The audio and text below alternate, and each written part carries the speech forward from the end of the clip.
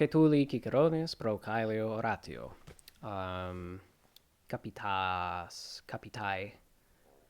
abs unum atque per unum per quintum fortasse. Primum Latine deinde Anglicae. Capita ab capitas. So I'm going to read this bit by bit, first in Latin and then an English version for y'all. So one of my favorite speeches ever by Cicero. It's quite interesting as he defends Caelius. So here we go. He frames his introduction. He makes the whole thing seem like a farce, because it is. And he frames it as if it were a farce being put on production in front of the judges in the court. And he concludes his speech with the same closing metaphor at the very end. Anyhow. Si quis judices forte nunc adsit ignaros legum judiciorum consuetudinis nostrae miretur profecto quae sit tanta atrocitas huiusque causae, quod diebus festis ludisque publicis omnibus forensibus negotiis intermissis uno hoc judicium exerceatur, nec dubitet quintanti facinoris reus arguatur, ut eo neglecto civitas stare non possit. Idem cum audiat esse legem, quae de seditiosis consceleratisque civibus, qui armate senatum obsiderint, magistratibus vimat hulerint, rem publico pugnarint, quotidie quaere iubeat, legem non improbet, crimen quod versetur in judicio requirat. Cum audiat nullum facinus, null audaciam, nullum vim in judicio mocari, sed adolescentem illustri ingenio, industria, gratia, cusaria beos filio, quem ipse in judicium et vocarit, oppugnari autem opibus meritricis. Attratini iliis pietatem non reprehendat, muliebrem libidinem comprimendam putet, vos laboriosos existimet, quibus otios is ne communi, quid otio liceat esse. Si quis, if there were any one, judges, present here by some chance, ignorant of our laws, of our proceedings, or of our customs, truly he'd be astonished.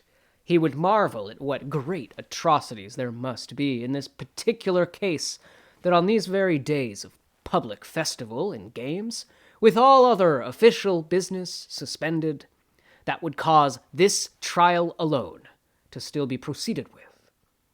Nor would he doubt that a great many crimes were about to be exposed here, that if they were neglected but for a single moment, then the whole state couldn't stand upright. And when our man hears of a certain law calling for daily investigations of seditious or wicked citizens, those who might have raised arms to the Senate, or who might have brought violence unto the magistrates, or who might have attacked the Republic, he would find no fault with that law, but he would think it. He would inquire what is the crime that is now before us in court.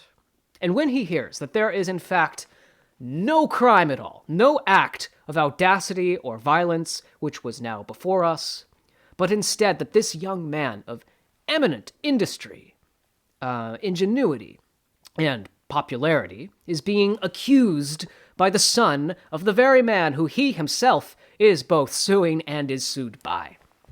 And he is, in fact, being unjustly impeached owing to the influence of a prostitute. Well, our man might not reprehend the filial affections of Atratinus, the prosecutor, but he would think it right to curb the lust of that woman. And he would think that all of you judges are of a quite laborious race, when you alone can't be at rest at this time of universal leisure. Et enim si attendere diligenter, existimare vere de omni hac causa volueritis, sic constituetis judices. nec desconsurum quem quad hanc accusationem fuisse, qui utrum vellet liceret, nec cum descondisset qui quabetorum spei fuisse, nisi aliquius interabili libidinet, nimis acerbotio niteretur. Sed ego attratino, humanissimo et quoptimo adolescenti meo necessario ignosco, qui abet excusationem vel pietatis, vel necessitatis, vel aetatis. Si voluit accusare, pietate tribuo, si iussus est necessitati, si speravit aliquid, pueritiae. Ceteris non modo nihil ignoscendum, sed etiam acri terrest resistendum. And so, if you will attend me diligently, and if you will commit to your minds the entirety of the whole truth concerning this case, you will have decided thus, judges, that no one would ever have been about to come down here today to prefer to hear these accusations had he been given the choice not to. Nor that he, when he did come down, would have had the slightest hope of succeeding, not unless he had relied on the intolerable licentiousness and the exaggerated hatred of another. But I, for my part, I can make allowances for Atratinus, that most humane and excellent young man, and a close personal friend of mine, for he has the excuses either of necessity, or of piety, or of age. If he wished to attack my client, well, I attribute that to his piety. If he was ordered to do so, then to necessity. But if he really had any hope of succeeding in his case, I blame that on his youthfulness. As for the other partners in this impeachment, those I not only have no allowances to make for, but I must resist them even more vigorously. Ac mi quidem videtur judices, hic introitus defensionis, adolescentiae Marci Caeli maxime convenire, ut ad ea quae accusatores deformande huius causa, detraenda spoliendaeque dignitatis gratia dixerunt. Primum respondeam. Obiectus est pater varie, quod aut parum splendidus ipse, aut parum pie tractatus a filio diceretur. De dignitate Marcus Caelius notis ac maioribus natu, et sine mea ratione et tacitus facili ipse respondet. Quibus autem propter senectutum, quod iam Diominus in foro nobiscumque versatur, non aequist cognitus, isic abeant, quae cum quin equite Romano dignitas esse possit, quae certe potest esse maxima, eam semper in Marco Caelio habitam esse, summam odieque abere non solum a suis, sed etiam ab omnibus, quibus potuerit aliqua de causa esse notus. And so it seems to me most suiting, judges, that I might reply first to those things the accusers have advanced against the youth of Marcus Caelius. And so I should respond first to those things that they have advanced on him with the general aim of detracting him of his detracting him of whatever, his grace, and despoiling him of his dignity, his dignitas. Obiectus est pater varie. It's true, his father could be accused of some duplicities, for at one time, this next sentence is a great example of Urbanitas' speech. Splendidus ipse aut parum pie tractatus a filio diceretur. For at one time, his father was said to have been a man of no great respectability himself. At others, he was said to have been, respectably speaking, beaten off by his son.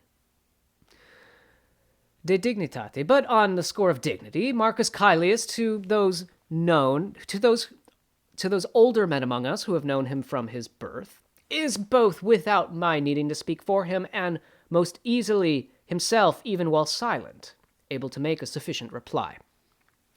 But as for those to whom he is not as well known, on account of his senectutum, his age, which for some time has hindered his mixing much with us in the forum, See, he was a party animal. He was a young guy.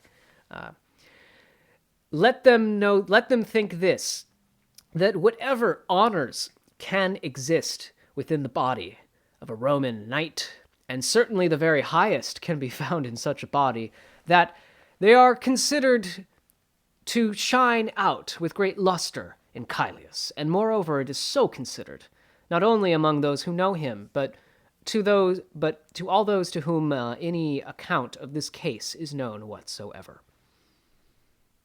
Equitis Romani autem esse filium criminis loco poni ab accusatoribus neque his judicantibus oportuit neque defendentibus nobis.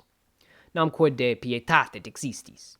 Es quida ista nostra existematio, sed judicium cerde parentis. Quid nos opinemur adietis ex juratis, quid parentes sentiant. Lacrimae matris, incredulabisque maior, squalor patris et haec praesens maestitia, quam cernitis, luctusque declarat.